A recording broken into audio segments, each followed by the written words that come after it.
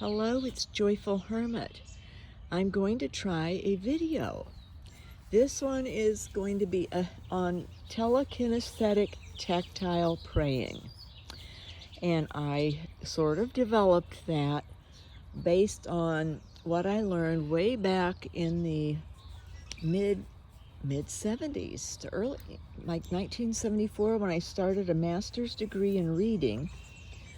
And I took a course that was very fascinating by a brilliant woman professor, and it was on the etiology of reading difficulties. So sort of the study or the digging into that, trying to solve the study of it, and the problems that people have, that students have, children.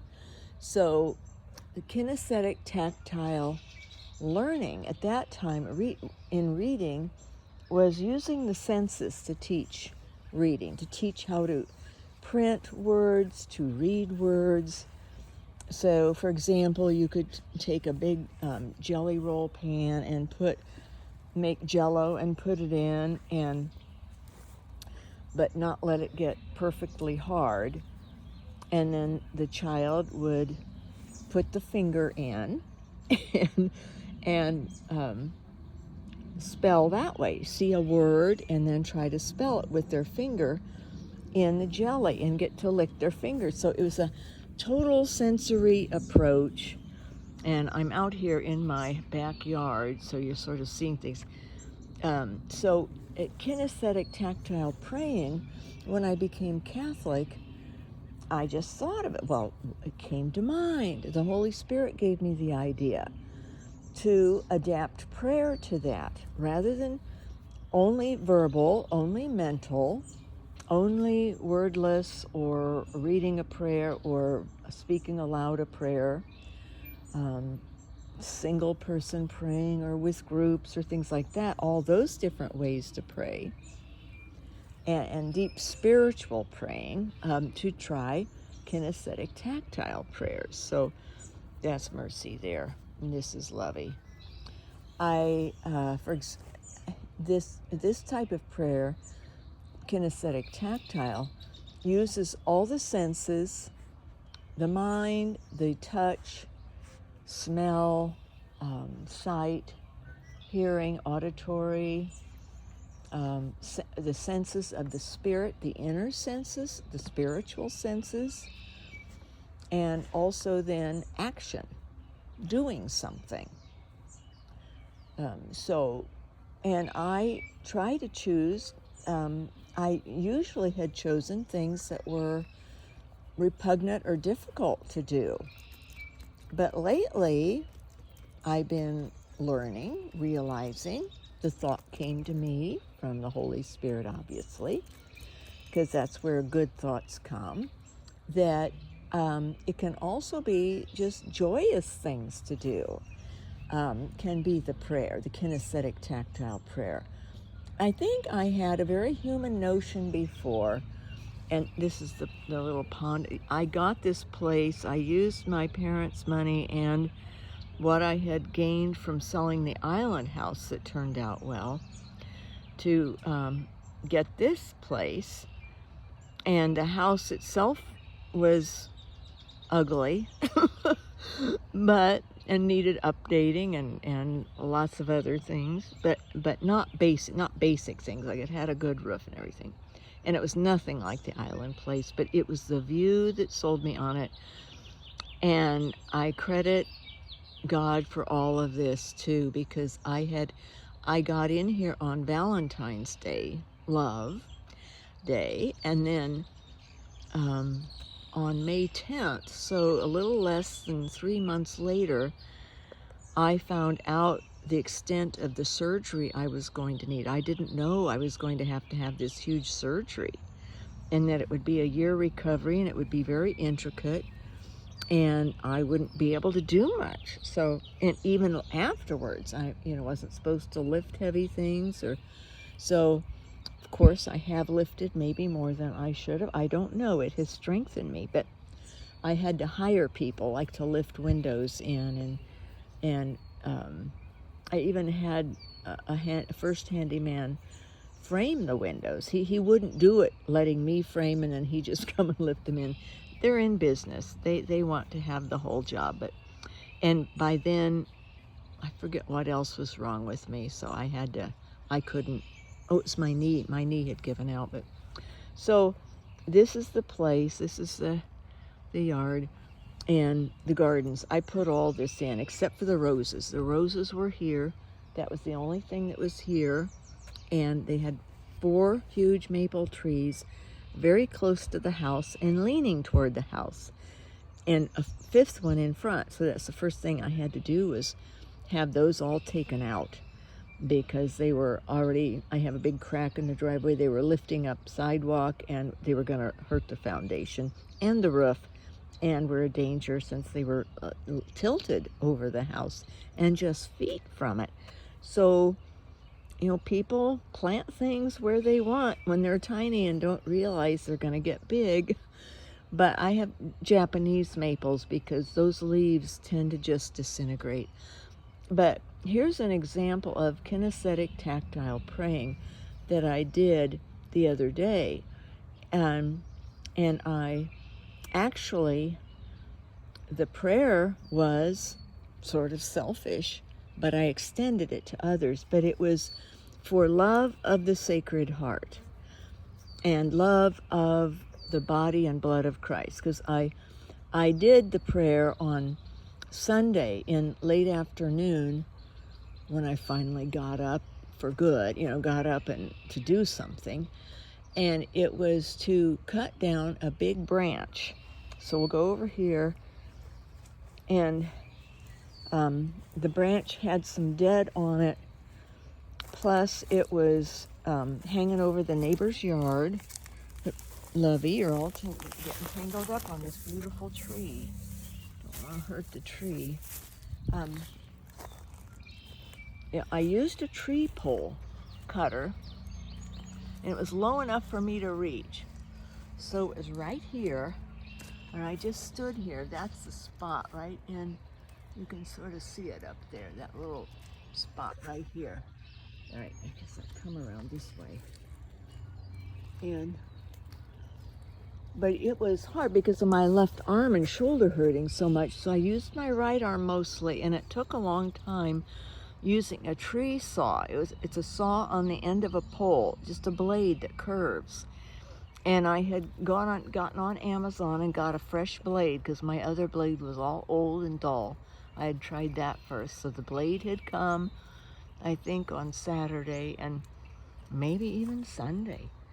And so I got it sawed, and it took several tries. I'd have to go back in and rest.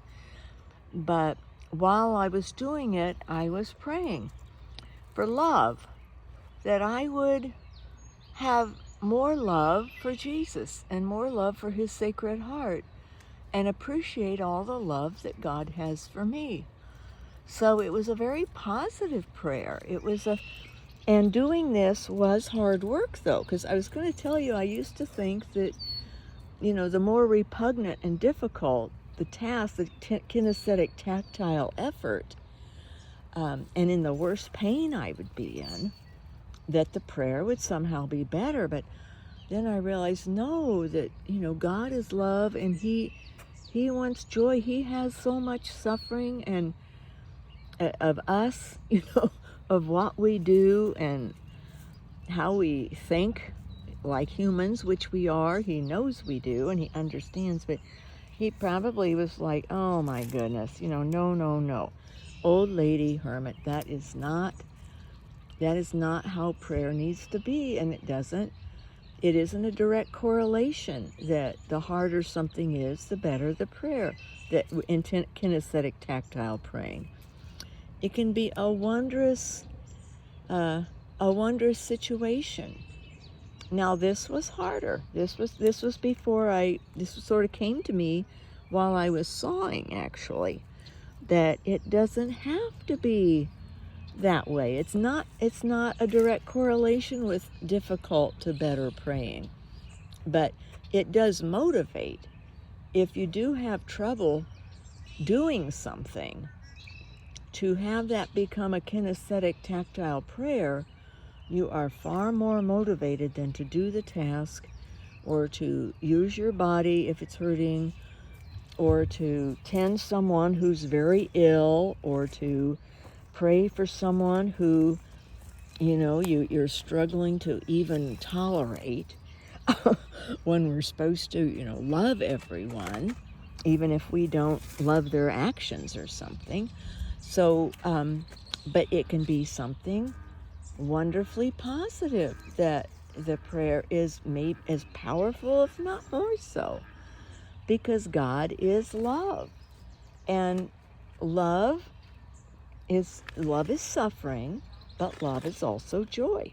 So we can do all these things. I got to get their leashes because they're all tangled up here, and I didn't want them to run off, because then they don't come back for me for an hour or more. Well, they do if I say dog park.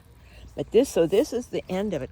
I still have to cut these in chunks, and my reciprocating saw blade got dulled, so I have another blade to try, and I might have to buy another saw blade, not the same kind as the tree pull. But here was this big electrical thing here, and it's not right under it, but I prayed, Lord, please don't let that big limb land on it. And the end of it, I've already cut a lot of lumber from it, and I have 4 trash cans filled with the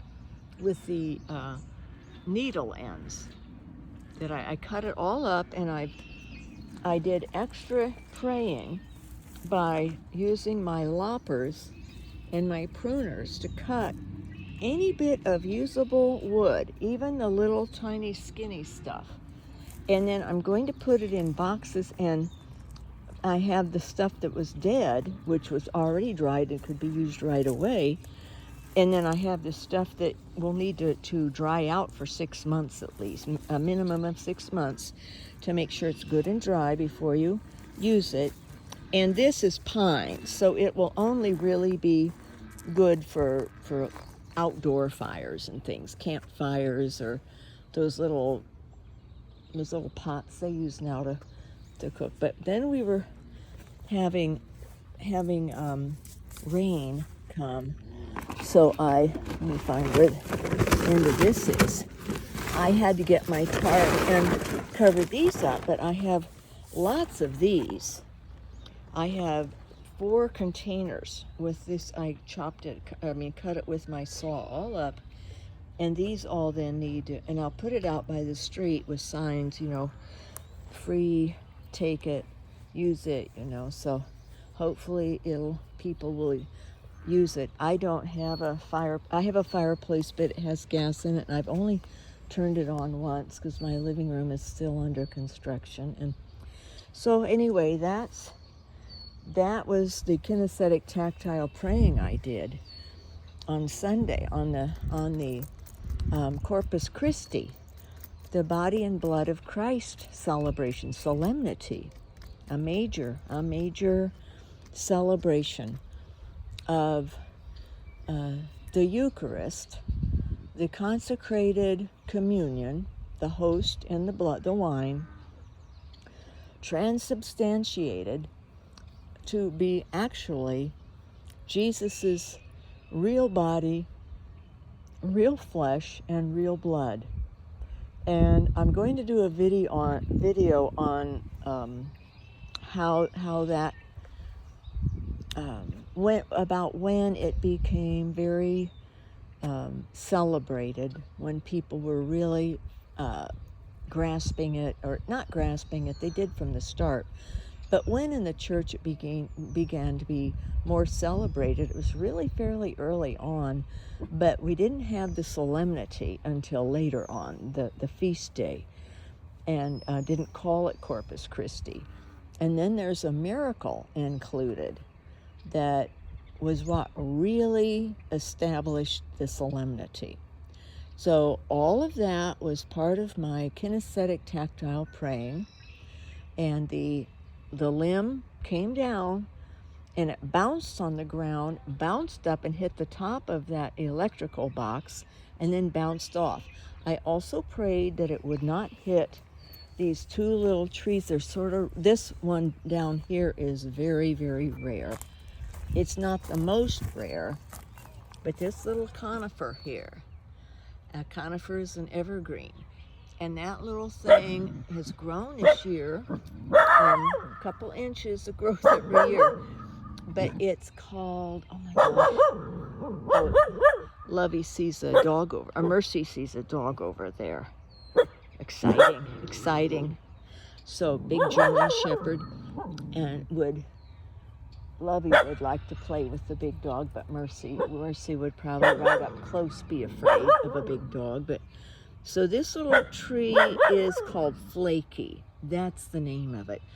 I often will get a tree based on its name, and I liked the name of Flaky.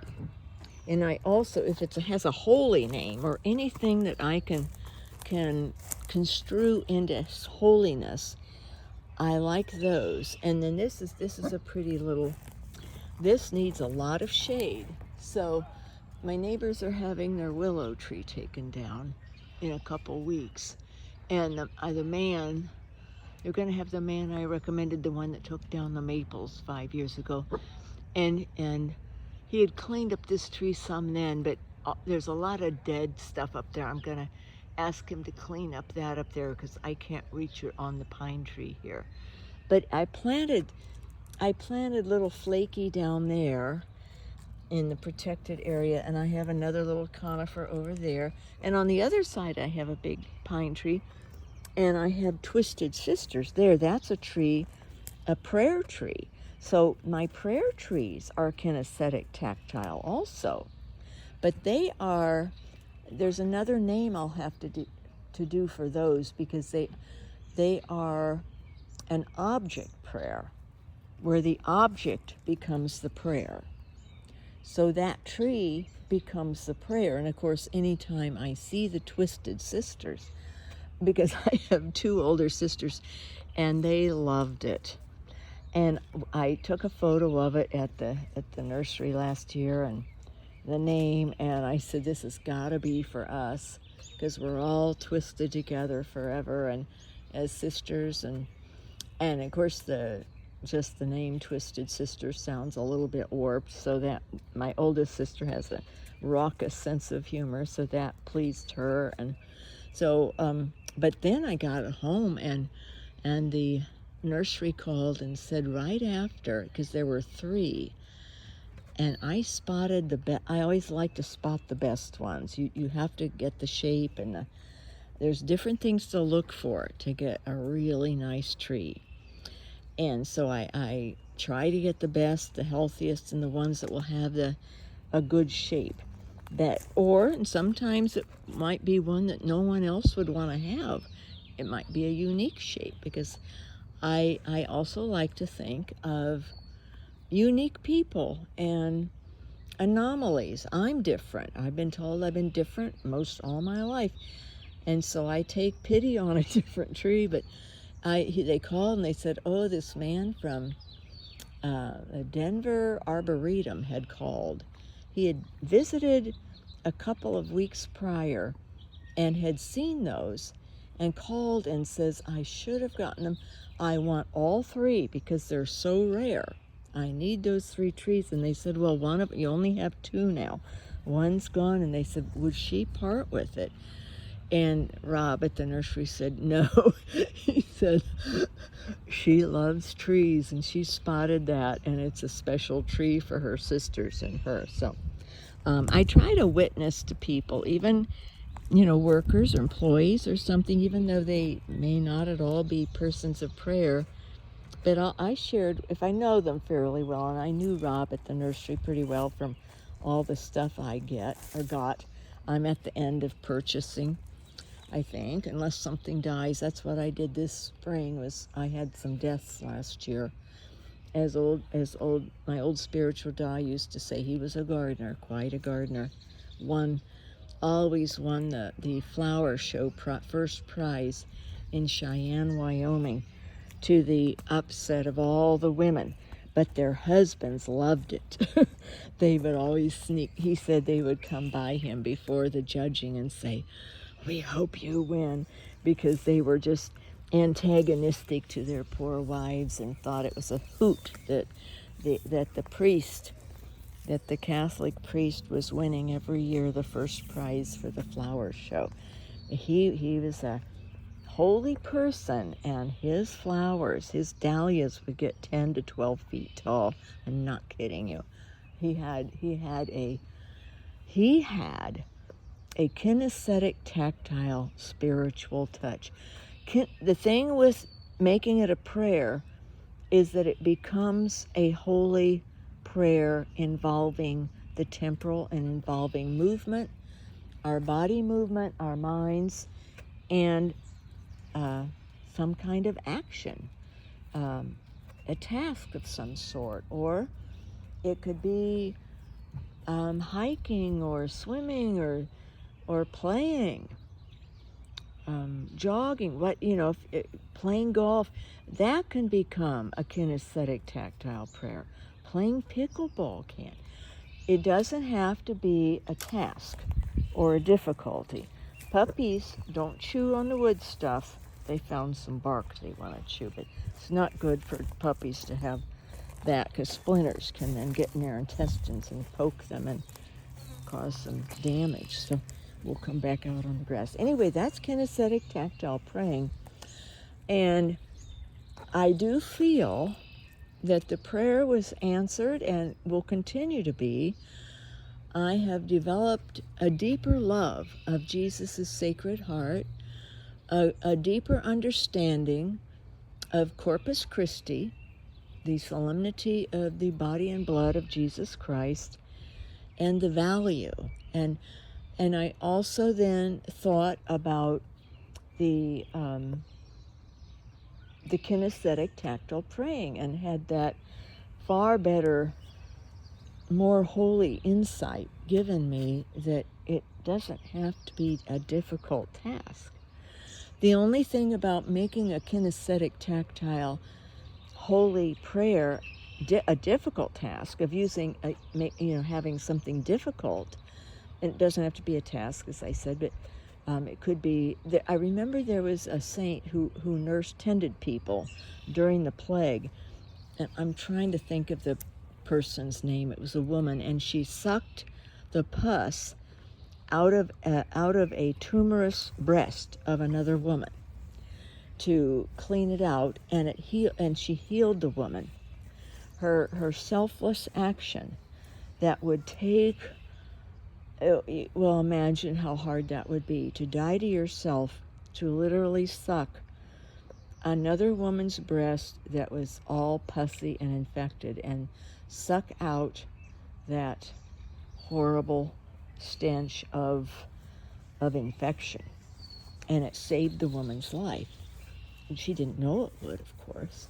So to do something like that, it does make sense to me that kinesthetic, tactile prayer would really have impact. It obviously did, because the woman had a healing.